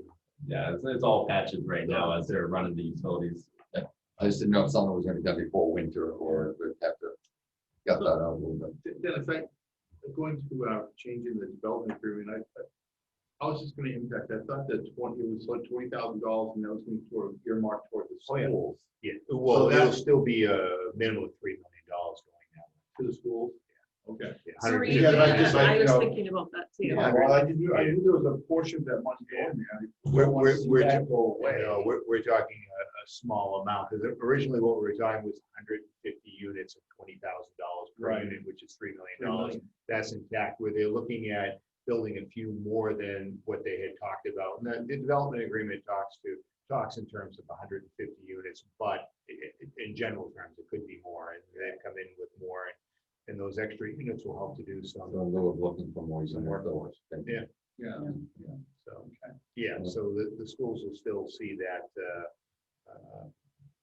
$3 million. It would kill me though, you keep seeing the charter school assessment and the school choice assessment going up and up. And to see that money going over there for kids to leave, and then for us not to assess the taxpayers additional money for sending your kids out of town. Got to come up with a program. I mean, I'm for school choice, but at the same time, you know, we're treating it like private school, living here but going somewhere else. But you know, so hey, we're going to pay for private school. At the very least, they should pay everything over and above what we would pay, what we would get paid. They should pay the delta. Exactly. The charter schools in particular, Yeah. really are putting the school choice is bad. The charter schools over $2 million. It's an unfair burden on taxpayers in this town. Anything else? That's all. Great, thank you. Old business, High Street, Maple Street. Is that just? Yeah, Mr. Martinez. So and I had a Dennis, meeting. yeah, you want to? No, take it away. Yeah. We actually have a victory, Yeah. and I would say that they were very open and were concerned. They did say that they felt that some of the reasons why there may be some issues, they're dealing with a lot more vendors because of COVID. Actually, their packing supplies are up substantially, and they've got some vendors that are coming in as far as California. So they're just not familiar with the area, and they'll do their best to let the vendors know. The issues haven't been really with their trucks, the victory trucks. It's really been with these outside vendors. We had a few names because we had pictures and we brought them up, and they were going to do their very best. But I guess on the flip side, the good thing is that they basically agreed to put up some signs on 126 on Main Street. There's that sign that goes on the High Street. What happens is they'll see that sign, but then GPS reroutes them to the next. Yeah, right there. Take a left, and there's no way they can do anything there. So they've agreed. I don't know what the cost would be. Dennis had estimated it might be around $3,000. Dennis is going to get some estimates for sign. And they agreed about it. Pardon? I'm talking to Mr. DiMartino about Yeah, it. so they've agreed to pay for the sign. So listen, it was a concern that we were glad we brought it to their attention. And honestly, you know, I haven't seen any problems since that meeting, ironically. And Mr. Prescott has a camera at the end of High Street. His home is there, and he's constantly taking videos. We haven't really seen a problem in the past few weeks. So maybe the conversations he had with those particular vendors helped out. There was one particular vendor he was concerned with. He Yeah. did say he was going to reach out to them, so that may have done the trick. Yeah. Help. I think they've been a good neighbor. They've been a good neighbor. Yeah, absolutely. There's no question. Hours of operation, they've stuck to their hours of operation, but they did ask about expanding some hours of operation a little bit, a few hours, wasn't it? It's an occasional, and they give us notice on that. Yeah, I know they it's not send big notice. deal.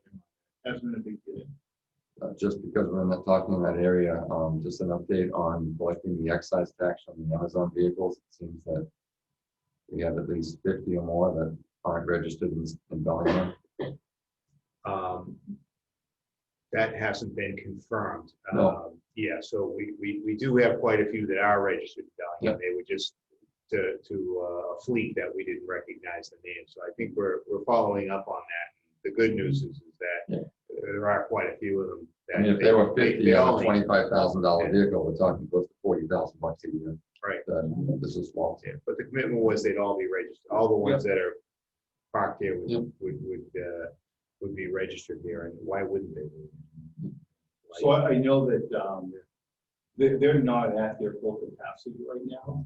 They want to get to full capacity, but their biggest problem is labor. They can't hire enough labor to fulfill. You've seen recently the $1,000 bonus sign-on bonus in Bellingham is one of those facilities. They just can't hire enough people to be at full capacity over there. They're still operating at about half capacity. They could be doing a lot more shipping out of there. But, we're gonna stay on that, eh? Yeah. There are a lot of New Jersey, Rhode Island places. I see it all the time. Dennis and I talk about it. Next item on our old business is the street lighting request, safety officer recommendation. Any thoughts from the board? So that night that Lee was here, Yep. I went down there, and I drove around. I don't know how much activity is down there. I don't understand why there needs to be a street light all the way at the end. I don't know how much. There aren't that many residents. There's a bank street lights, and then there's like there's nothing, and it's like right at the end of the road is where that resident wants it. I don't have a problem. If there's issues down there, I don't have a problem, but I don't see where there's an absolute need to put a street light at the end of that road. To me, it's more of a convenience for the person that lives there, so it's a little bit lit up. Well, the person who made the request lives among the streetlights that are already there. So they won't. It's not even the person that's literally at the end of the road. No. That doesn't mean, maybe if that person wants to walk down there in the evening and walk around. To me, it looks like the perfect place for kids to party. It's really dark down there at the end of that road. But it's Maybe one that's what's house going down on. there, but There's it's just one one house up on house. the hill. Yep. What's the cost to put it in there?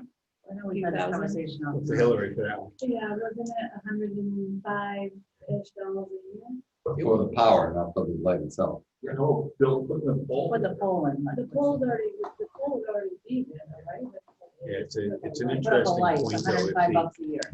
If the person that lives at the end of the street isn't the one that's requesting, they may not be happy if they like it dark. I know where I Right. live. I like it dark.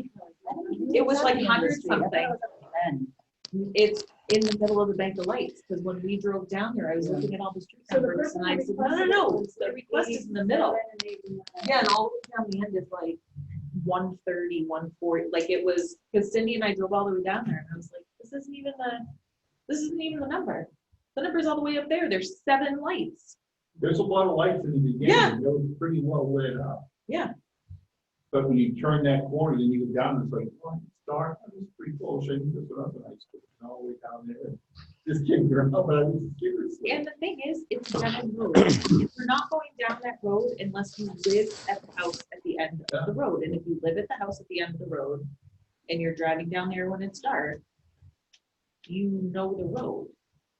Have we talked to the resident that lives at the house? Not the one requesting it, but where the pole is gonna be. I mean, the light. Have not. Yeah, I don't want to look at his leak. We did ask him to look. He made the recommendation, but I mean, if the person that lives at the end of the city, like I said, they may not want to live. Pretty dumb. Dan, you have any thoughts? I just defer again to our safety officer's recommendation. That's why we have them. Is there a motion from the board to be had?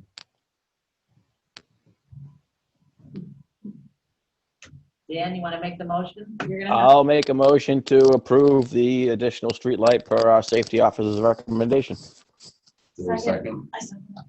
First and seconded. Any further discussion? All those in favor say aye. Aye. Aye. Opposed? Yay. Nay. 3-2, defeated. Who said, who was the nays? Cindy and Dan.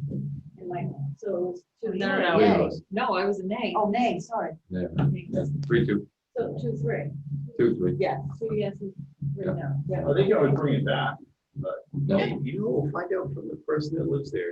yeah, you can always bring it back. It just, I think you drive around most spots in town, it's predicated on where the T is of road. Under old business, Hillary brought up restaurant license fees, which are due to go out. We previously had voted increases up from 1,500 to 2,000 and 1,000 per the January 28th, 2020 letter that went out. given the economics, Hillary, myself and Dennis, I actually, 2 restaurant owners called me and asked about it. In light of what's going on with COVID, you know, if it's something we could do to perhaps push it out a little bit. Because there's bleeding. I'm with you. I don't think this is the time. They're the places that are hit the hardest. A lot of them are small, independent business owners. They're not the chains. Yeah. I wouldn't have any problem with chains, quite frankly, but I definitely do have problems raising like these the small local, independent owners. And I don't want to do it. Yeah, I think the letters were set to go out, and the short recommendation was to use it to our advantage to say that the board has voted to defer it 1 year. Yeah. For the restaurants, the package stores would Yes. stay. Package stores will stay. For the restaurant, yeah. So I was Well, gonna Mary just told us our revenue is down 50% Yeah. from meals tax. That is That the means their answer right revenue's there. down too. And the Yeah. package stores revenues are through the roof. So Gotta get it somewhere. Yes. My only suggestion, Hillary, on the letter was I thought we could be proactive and say that we're here to support you, so therefore we're postponing it or pushing it out a year. I don't know if you were comfortable with putting that language in the letter itself. Absolutely. Yeah. Yeah, I'll do a separate letter. Okay, because I read this and I thought this is the one. Oh, this is the one that went out Last year. beginning of Last January. year. Okay. So that's Sorry, when we my bad. notified them that it was gonna be they were gonna have an increase upon this Yeah. year's renewal. So when I send out the renewals, I can say that we're gonna It's an defer. opportunity for us to say we're supporting you, we understand. And I can Enjoy say the that, next 12 months. Based on our letter of January 2020. we're gonna defer. So to follow up with that, do you wanna have a discussion on not only deferring the increase, but giving them some sort of a Relief. relief, like a quarter where they weren't open? I don't know, I know some of the towns are doing Lost revenue to the town that we What's the dollar, what would the amount of that, Mary, roughly? I don't know, so I would suggest that we take a look at that. Invoice. That's what we- That you just talked about this micro enterprise grant that someone may be eligible for. We also have the previous grant opportunity. So the town had also delayed the due dates of the last quarter bill in FY20. So we have taken some mitigation steps for some tax relief. And so at this point, I'm going to be a little bit more less moderate than I usually am. Can we take a look at what the value is though? I mean, if it's just, even if we're throwing them some kind of a bone of $50 off or something, I don't know. I think we certainly can. I don't know the numbers that we're talking about, how many restaurants we have in town that we're talking about. and it's hard to do it when the chains are doing better than the locals. And are we going to, while we're talking about restaurants, are we going to, I know the governor's made his decision, but restaurants here are gonna be able Extend it 2 months. to just, to stay open That's on longer the agenda outside? for October. Yeah. Okay. Yeah, I think so. But may I make a recommendation with that? I don't know if we can consider perhaps providing an opportunity for those outdoor spaces to potentially become somewhat indoors, like a full tent of some kind, because I know originally the board was really just considering this as you can extend your outdoor space. I don't see there being anything that's stopping us from allowing for it to be now completely inside, as long as they're adhering to all the social distancing standards, which so essentially all that does is now expand their interior square footage that they would have, because down the line here, no one's gonna be sitting out under a tent, even no matter how many heaters you got wrapped around you, you're not gonna do it. But if you had it fully enclosed, at least now, instead of your 3 tables inside, you got potentially 6 tables inside. I'm thinking of places like PJ's that could PJ's is already set up with the sides and everything. Yeah. Some other restaurants might take advantage of that. As long as the fire department is fine with the propane heaters. I'm fine too. I think it's great. We can do that. So what I could do is have our inspection team of fire, building, and myself go back out there again to each of the restaurants that want to take advantage. If they want to do it. And perhaps I can work with Hillary on just contacting them to see which restaurants want to take advantage of that. When you say take advantage of staying outside and closing their outs. Right. Yeah. Yeah, if you're gonna put up a tent like PJ's have, I mean, that can get warm inside. Yeah. I mean, I know in New York City, that's the plan. I mean, you go down 9th Avenue, Restaurant Row, and you're barely going to go down the middle of the road. You've got tents on either side, and that's what they're going to do. They have to survive.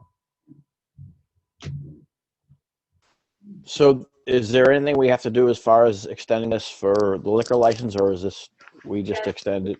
Yeah, we have to take a vote, Okay. but I have it on the agenda for October 5th. Because of right now, we have extended everyone to November 1st, I think. Yeah. Okay.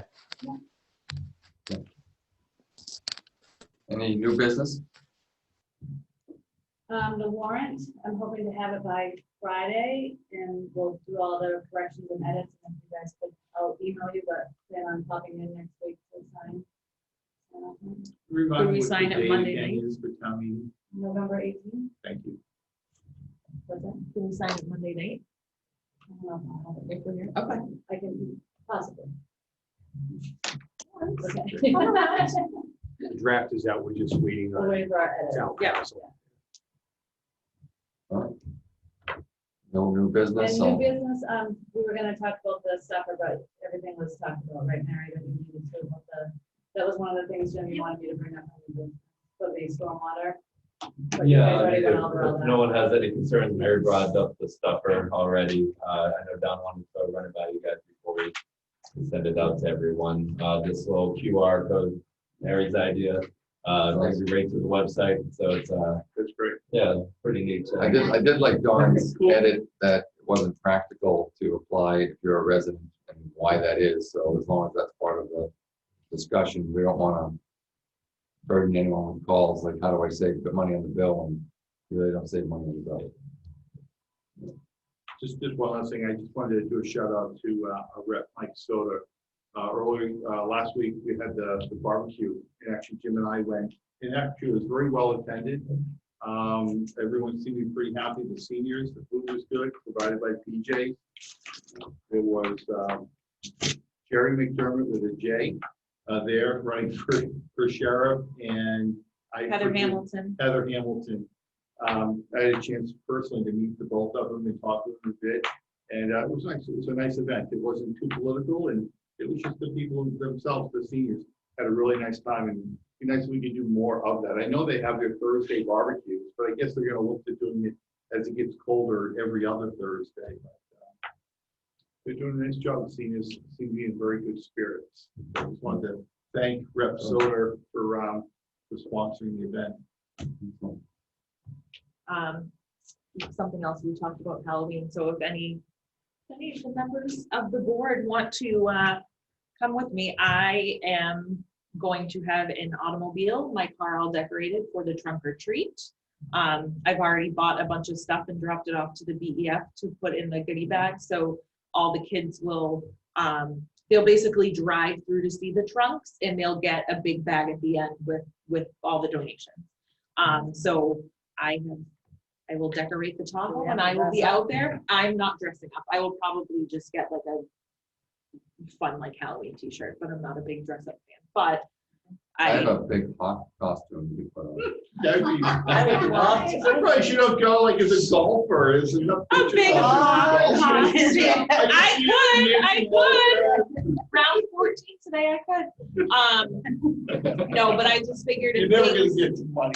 If no, I won't ever, ever in my whole lifetime. I won't get to what we played this year, but just that, in the spirit of thinking about Halloween and how we don't know what's going to happen tomorrow, I thought it was important to be there at least for the kids. So I'm more than happy to have anyone else if they want to come and stand by my car and wave, because it's really not a interaction, but the kids will be happy to see decorated cars. By the way, it's a disinfectant.